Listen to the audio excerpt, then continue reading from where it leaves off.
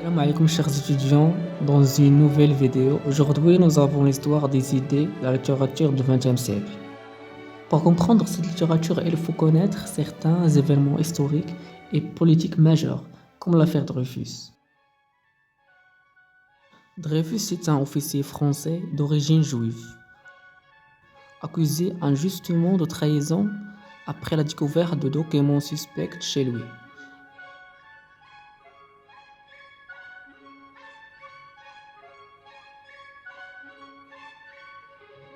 Il est jugé, condamné et envoyé en prison. Comme ça, injustement.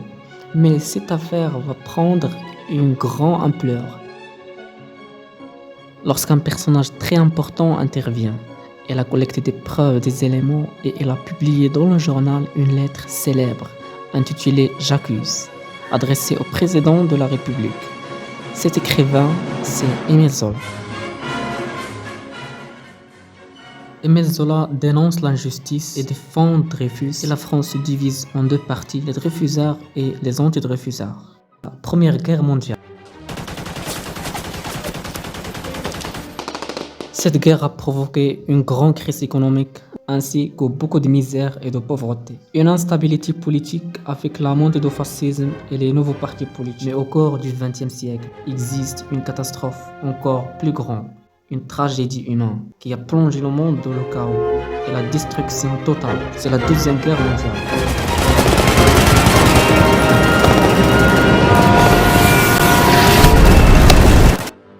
Face à ce chaos et à cette horrible réalité, la France, colonisée par l'Allemagne nazie de Adolf Hitler pendant des années, traverse une période très dure.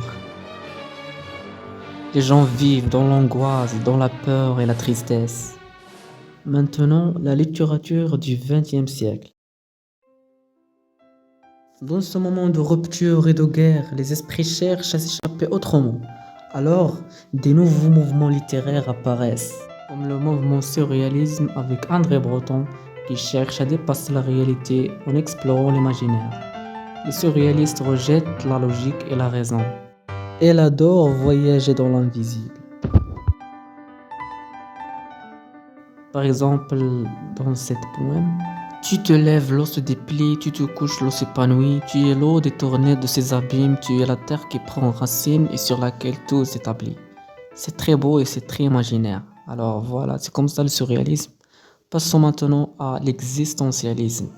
L'existentialisme, courant littéraire philosophique du XXe siècle, représenté par Jean-Paul Sartre et Albert Camus. Il concerne la liberté et la responsabilité de l'homme. Une citation de Sartre, l'enfer c'est l'autre. Il montre que le regard des autres peut nous enfermer dans une image qu'ils veulent de nous. Albert Camus pense que la vie est absurde et n'a pas de sens à l'avance. L'on peut lui donner un sens, on ne rien lui donner.